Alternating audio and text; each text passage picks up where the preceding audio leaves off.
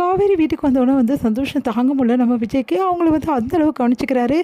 இது சாப்பிட்றீங்களா? அது சாப்பிட்றீங்களா? இப்படி இருக்கீங்களா? எல்லாமே கேட்டுகிட்டே இருக்காரு தொடர்ந்து. அதெல்லாம் பார்த்து வந்து காவேரி செம டென்ஷன் ஆயிடுறாங்க. என்ன மட்டும் பர்ட்டிகுலராக இப்படி கவனிக்கிறாரு அப்படின்னு சொல்லிட்டு செம்மையாக கடுப்பாகிறாங்க.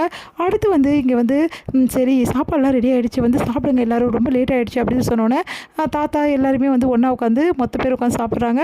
அப்போ காவேரி டிஷ் எல்லாம் ரொம்ப சூப்பராக இருக்குது.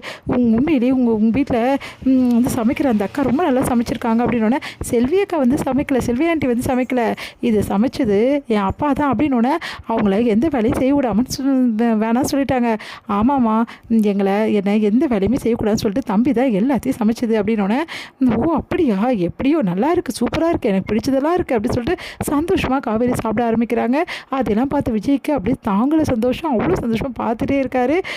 காவேரி இவ்வளோ நல்லாச்சு நான் வந்து சமைச்சதை அவள் சாப்பிட்டு அவ்வளோ நாள் கழித்து ஏன் கையால் சமைச்சதை அவள் சாப்பிட்றா அதுவும் ருசிச்சு சாப்பிட்றா அப்படின்னு சொல்லிட்டு அப்படியே கண்கொட்டாமல் பார்த்துட்ருக்காரு. உடனே மாப்பிள்ளை உண்மையிலேயே ரொம்ப நல்லா சமைச்சிருந்தீங்க, தேங்க்ஸ் அத்தை, இவ்வளோ ஐட்டமும் நீங்கள் ஒரே ஆளாக எப்படி மாப்பிள்ளை செஞ்சீங்க அப்படின்னோடனே காவேரிக்காக தான் அத்தை அப்படின்றாங்க. உண்மையிலே என் பொண்ணு கொடுத்து வச்சவ சீக்கிரமாகவே அவளுக்கு குணமாகணும் மாப்பிள்ளை அப்படின்னு சொல்லிட்டு சந்தோஷப்படுறாங்க நம்ம சாரதா. அடுத்து வந்து வீடு எல்லாத்தையுமே வந்து சுற்றி பார்த்துட்ருக்காங்க. அப்போ வந்து காவேரி வந்து எப்படியாவது அவங்க பெட்ரூம் கூட்டின்னு போயிட்டு அந்த திங்ஸ் எல்லாம் காட்டணும் அப்படின்னு சொல்லிட்டு விஜய் வந்து யோசிக்கிறாரு. உடனே குழந்தைகிட்ட வந்து கூப்பிட்டு சொல்கிறாரு, பெட்ரூமில் இருக்க அம்மாவோட திங்ஸ்லாம் இருக்குல்ல சாரீ அப்புறம் ஜுவல்ஸ்லாம் அதெல்லாம் கூட்டிகிட்டு போயிட்டு உங்கள் மிஸ்ஸுக்கு காட்டுறியா ஏன்பா அப்படின்னோடனே நீ காட்டு அப்படின்னோடனே சரிங்கப்பா காட்டுறேன் அப்படின்னு சொல்லிட்டு குழந்தையும் சொல்லிட்டு போகிறா. மிஸ் நீங்கள் வாங்கலை எங்கள் ரூமுக்கு வாங்கலை அப்படின்னோடனே அதெல்லாம் ஒன்றும் வேணாண்டா நான் இங்கே இருக்கேன் அப்படின்னு சொல்லிட்டு காவேரி சொல்கிறாங்க. மிஸ் ப்ளீஸ் மிஸ் அதுதான் குழந்தை கூப்பிட்றால போயேண்டி சும்மா இங்கே உட்காந்து என்ன பண்ண போகிற போ அப்படின்னோடனே இல்லைம்மா லேட் ஆகிடுச்சு அதெல்லாம் இன்னும் லேட் ஆகாது போ அப்படின்னு சொல்லிட்டு அவங்க அம்மா அனுப்புகிறாங்க. சரின்னு சொல்லிட்டு காவேரியும் குழந்தை கூட போகிறாங்க. இங்கே வந்து காவேரி அந்த திங்ஸ் ஜுவல்ஸ் அப்புறமா அந்த சாரீஸ் எல்லாம் பார்த்து அப்படியே வந்து அசந்து போயிடுறாங்க. இதெல்லாம் என் அம்மாவோட சாரீஸ் எல்லாம் என் அம்மாவோட கலெக்ஷனு, இந்த ஜுவல்ஸ்லாம் பார்த்தீங்கன்னா எவ்வளோ அழகாக இருக்குன்னு இதெல்லாம் என் அம்மா போட்டது அப்படி சொல்லிட்டு குழந்தை ஒன்று ஒன்றா காட்டுறா. அதை பார்த்த காவேரிக்கு ஒன்றுமே புரியல.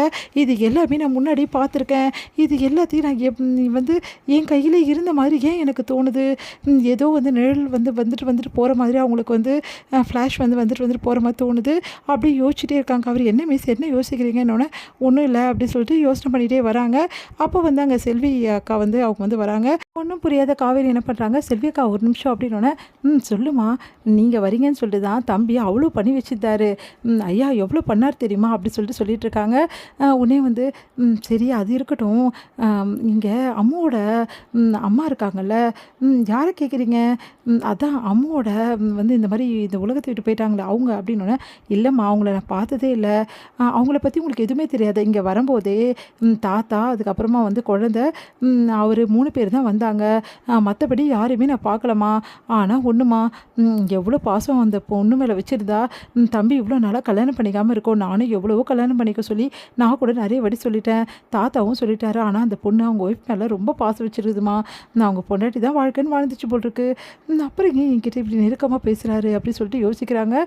சரி அவங்க பேர் என்ன, அவங்களோட ஒய்ஃப் பேர் என்ன அப்படின்னோடனே என்னம்மா நீ தெரியாத மாதிரி கேட்குற, காவேரிமா அப்படின்னோடனே காவேரியா குழந்தை பேர் தானே காவேரி, இல்லைம்மா அவங்க ஒய்ஃப் பேரும் காவேரி தான், அந்த பொண்ணோட ஞாபகமாக தான் தான் பிள்ளைக்கு காவேரின்னு பேர் வச்சுருக்காரு தம்பி அப்படின்னு சொல்லிட்டு போகிறாங்க.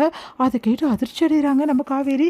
என்ன ஒரே காவேரி காவேரின்றாங்க, பொண்ணுக்கும் காவேரி அம்மாக்கும் காவேரி, ஏன் பேரே இவருக்கு எல்லாத்துக்கும் எனக்கு ஒன்றுமே புரியலையே தலையே சுற்றுதே அப்படின்னு சொல்லிட்டு ஒன்றும் புரியாமல் யோசிக்கிறாங்க நம்ம காவேரி.